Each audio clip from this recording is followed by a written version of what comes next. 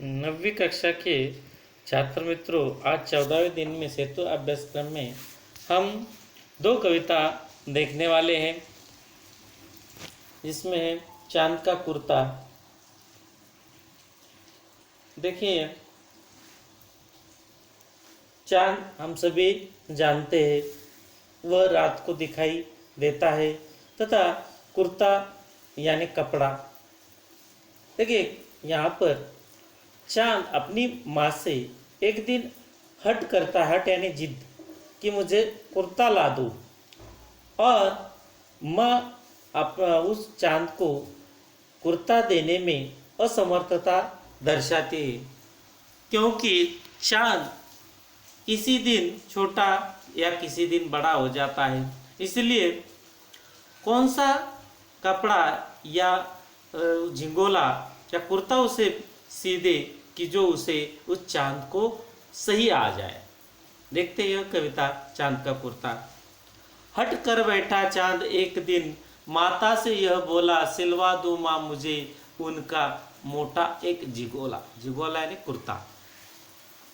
एक दिन चांद अपनी माँ से हट या जिद करता है कि मुझे एक अच्छा कुर्ता सिला दो।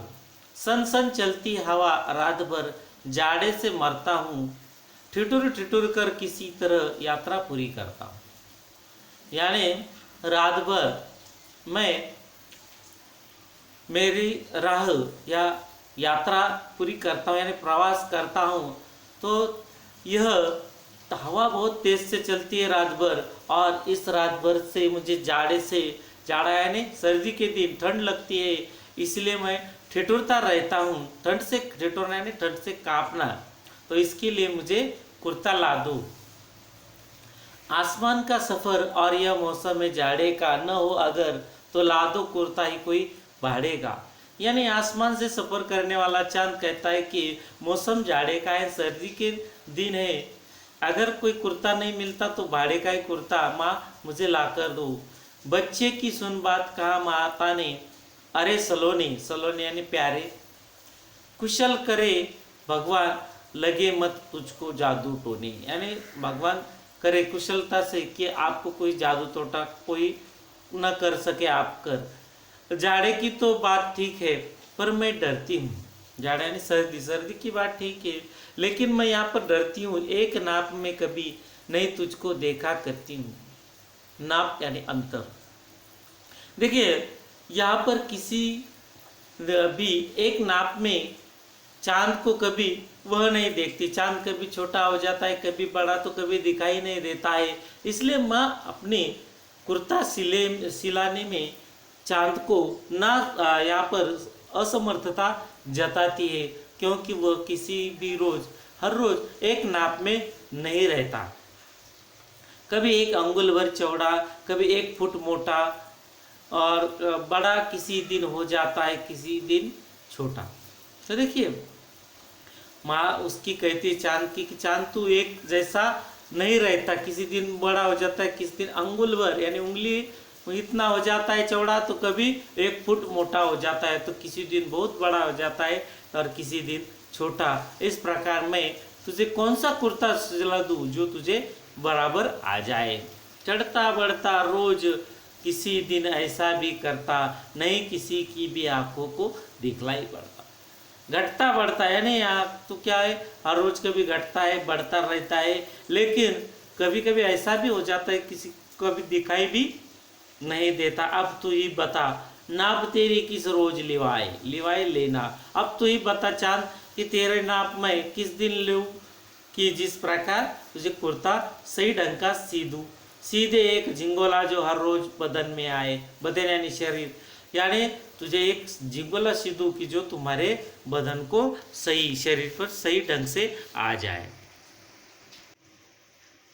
देखते हैं अगली कविता आ रहे सक्षम में।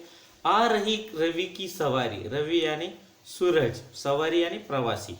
तो देखिए, यहाँ पर सुबह हो जाने के बाद रवि, सूरज की किरणें आ रही है, यानी प्रवास करते हुए जमीन पर आ रही है। नव किरण का रथ सजा है, और यह जो किरणें हैं वह कैसी है, तो देखिए नव यानी सुबह सूरज उगने के बाद नव किरण आ रही है और इसके लिए रथ सजा है और रथ से यह किरणें आ रही है। कली कुसुम से पथ सजाए, और जो मार्ग है यहाँ पर कली यानी कुसुम यानी फूल, कली यानी फूल खिलने से पहले रहने वाली कलियां, और यह सब पथ सजाने में यानी सूरज की किरणें में आ रही है, कोमल उसका पथ सजा रही है, बड़ी खुश नजर आ रही है। बादलों से अनुचरणों ने स्वर्ण की पोशाक धारी, आ रही रवि की सवारी। और इस प्रकार रवि की सवारी आ रही कि यहाँ पर बादल से अनुचरण, अनुचरण यानी सेवक, यानी बादलों से अनेक यहाँ पर सेवक स्वर्ण की पोशाक धारण करके उस किरणों के साथ, रवि की किरणों के साथ वह भी आ रहे हैं। विहंग बंदी और चारण गा रही है कीर्ति गायन। देखिए कीर्ति यानी यश, गायन करना गाना, तो विहंग यानी पक्षी, बंदी और चारण, चारण यानी स्तुति पाठक यानी राजा महाराजाओं का स्तुति करने वाले लोग। देखिए विहंग पक्षी सभी आनंदी चहचहा रहे हैं, और यह सूरज की किरणें सुबह पर आने पर सभी यहाँ पर सूरज की किरणें आ रही, इसका गीत यानी स्तुति पाठक बनकर यह सभी पंछी चहचहा रहे, गा रहे हैं। छोड़कर मैदान भागी तारकों की फौज सारी, और आ रही रवि की सवारी। और सुबह हो जाने के बाद हम देखते हैं कि अंधेरे में दिखने वाले जो तारे हैं वह सूरज की किरणों से वह लुप्त हो जाते हैं, यानी तारकों की फौज यानी सेना सभी भाग खड़ी हो जाती है। और इस प्रकार सूरज की किरणों की सवारी आ रही है। चाहता हूँ उछलू विजय कह पर ठिठकता देखकर यह, कवि चाहता है यहाँ पर कि इस किरणों के आने से सुबह हो जाने के बाद उछलू कूदलू, पर यहाँ पर थोड़े कवि ठिठक जाते, ठिठकना यानी चलते चलते थोड़ी देर रुक जाना। रात का राजा खड़ा है राह में बनकर भिखारी, आ रही रवि की सवारी। और रवि की किरणों से यहाँ पर जो अंधकार मिट जाता है, यहाँ पर अंधकार का नामो निशान चला जाता है। लेकिन रात का राजा यानी रात का राजा कौन रहता है? अंधकार। वह राह में यहाँ पर क्या है कि याचक बनकर खड़ा है, भिखारी यानी याचक, याचना करता है कि अब मेरा समय आ चुका है, यानी यहाँ पर रात होने वाली है। और इस प्रकार वह चाहता है कि अब हमें अंधेरा होना चाहिए, अंधेरा का अस्तित्व आना चाहिए। इस प्रकार रवि की किरणें और सवारी, इस प्रकार रवि की किरणें आ रही है। और दोनों कविताओं के नीचे दिए गए स्वाध्याय में जो प्रश्न है वह आपको छोड़ने हैं। सोलोना, देखिए निम्न शब्दों के दो बार लिखना है। सलोन यानी सुंदर, झुंगोला यानी कुर्ता, यात्रा, सफर, अंगुल यानी उंगली, जाड़ा यानी सर्दी। कविता को भी आप मानक वर्तनी में अच्छी तरह का उसका लेखन करना है, आपको उसका अच्छी तरह से गायन करना है। और यहाँ पर इसी प्रकार सृजन कर्मों में चांद और तारों के बारे में जानकारी आपको इकट्ठा करनी है। सोलोना सूरज, चांद, आसमान, यात्रा, मौसम आदि की शब्दों की तुम सहायता कर एक कहानी लिख सकते हो तथा हरिवंश राय की पूरक साहित्य में बच्चन की बाल कविताएं पढ़ सकते हो। ये आज के लिए इतना ही काफ़ी है।